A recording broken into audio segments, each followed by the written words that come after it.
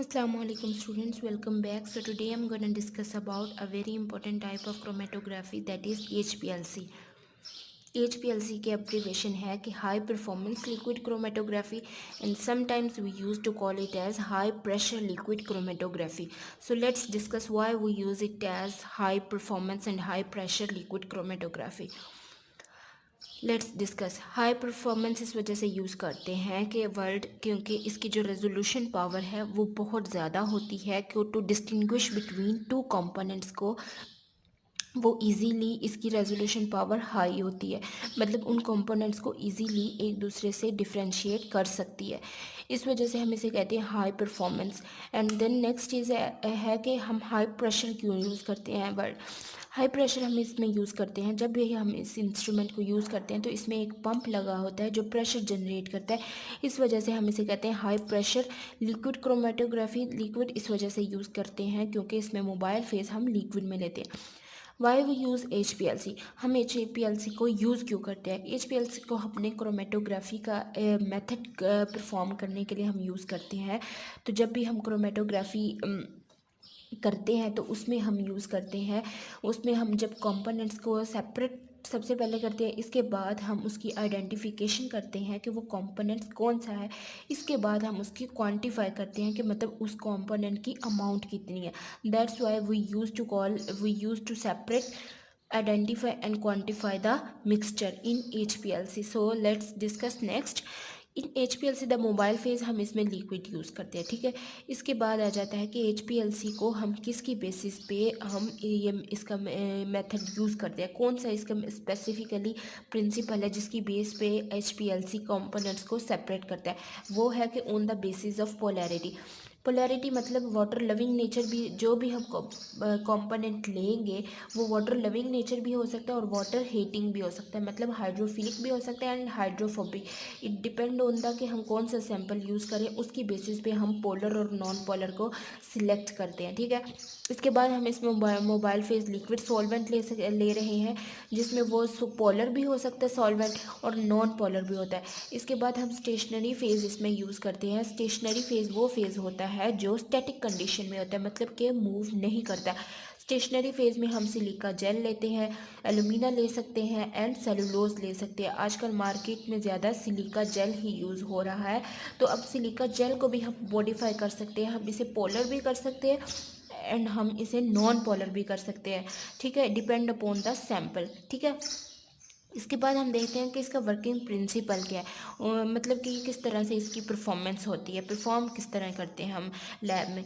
तो लैब में इसका एक इंस्ट्रूमेंट पड़ा होता है जिसमें एक सॉल्वेंट रिजर्वायर होता है, मतलब एक इसमें काफ़ी ज़्यादा सैंपल डाला होता है, ठीक है। डिपेंड अपॉन कि हम कौन सा जो ले रहे हैं मिक्सचर ले रहे हैं। अच्छा, इसमें हमने सॉल्वेंट ज़्यादा सा डाला होता है, इसके बाद इसके साथ एक ट्यूब होती है जिसके साथ एक पंप लगा होता है। पंप इस वजह से यूज़ करते हैं क्योंकि ये पंप जो होता है वो प्रेशर को जनरेट करवाता है। पंप के साथ ही एक इनलेट होता है जिसमें हम सैंपल को इंजेक्टर की तरह इंजेक्ट करवा लेते हैं, मतलब ये सैंपल का एक इनलेट बना है, ठीक है।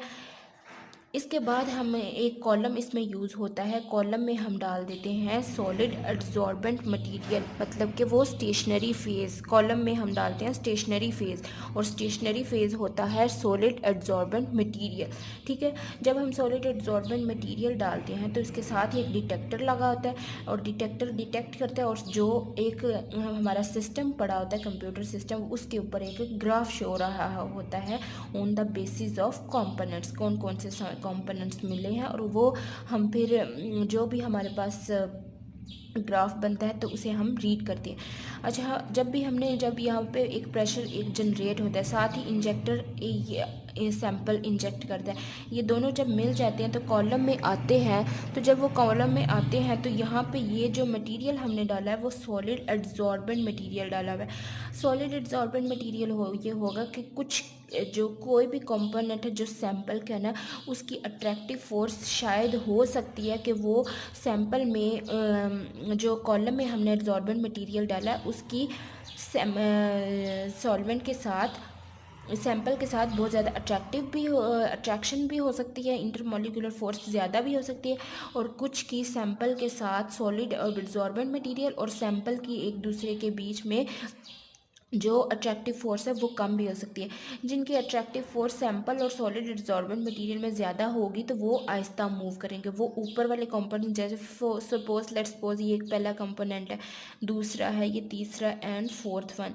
सो इसका ये मतलब हुआ कि जो पहला कंपोनेंट है इसकी अट्रैक्टिव फोर्स जो है वो एब्जॉर्बेंट मटेरियल के साथ ज़्यादा है, इस वजह से वो कम मूव कर रहा है। इसके बाद जो सेकंड कंपोनेंट है उसकी थोड़ी कम है, उसकी अट्रैक्टिव फोर्स थोड़ी कम है। अब जो फोर्थ वन पे है इसका ये मतलब है कि वो ज़्यादा जल्दी मूव किया है, इसका मतलब ये है कि उसकी जो अट्रैक्टिव फोर्स है एब्जॉर्बेंट मटेरियल के साथ वो कम है, दैट्स वाई वो ये बहुत ज़्यादा जल्दी मूव किया है। अच्छा, जो जब मूव हो के हमारे पास जब कंपोनेंट्स हमारे पास एक्सट्रैक्ट आना शुरू हो जाएगा, मतलब प्रोडक्ट हमें मिलना शुरू हो जाएगा, तो उसके साथ एक डिटेक्टर लगा होता है जो डिटेक्ट करता है। डिटेक्ट करने के साथ ही एक कंप्यूटर सिस्टम पे एक ग्राफिकल रिप्रेजेंटेशन हमें बना के देता है, जो कि हम रीड कर सकते हैं और हम देख सकते हैं कि कौन कौन से कंपोनेंट्स किस किस तरह से मूव हो रहे हैं। ठीक है, जब भी ये डिटेक्ट मूव करेगा तो हमारे पास एक आ जाता है ग्राफ जब बनता है तो ग्राफ को हम रीड इस तरीके से करेंगे कि हम एक ग्राफ को कंसंट्रेशन साइड पे लेते हैं एंड रिटेंशन टाइम लेते हैं। रिटेंशन टाइम वो टाइम होता है कि एक कंपोनेंट्स ने कितनी देर के लिए कॉलम में स्टेशनरी फेज में वो रहा है। अगर अट्रैक्टिव फोर्स उसकी कम होगी तो इसका मतलब वो पहला कंपोनेंट होगा जो जो अपनी ये वेव बनाएगा, वो पहला होगा, क्योंकि उसकी जो अट्रैक्टिव फोर्स है एब्जॉर्बेंट मटेरियल के साथ वो कम होगी, तो इस वजह से जो रिटेंशन टाइम होगा इसका कम होगा। अब जो सेकंड कंपोनेंट है इसका रिटेंशन टाइम ज़्यादा होगा क्योंकि उसकी अट्रैक्टिव फोर्स एब्जॉर्बेंट मटेरियल के साथ ज़्यादा है। उसके बाद फिर इस तरह करके ये कर्व बनती जाएगी, जिसकी ज़्यादा मतलब फ्लो प्रॉपर्टी होगा वो पहला आएगा, फिर जिसकी कम होगी वो सबसे एंड में होगा। ठीक है, अब हम देखते हैं कि जो HPLC हम यूज़ करते हैं, HPLC का स्पेसिफिकली प्रिंसिपल क्या है, किस बेस पे वो मतलब कंपोनेंट्स को सेपरेट करते हैं, तो वो इसका प्रिंसिपल है adsorption. On the basis of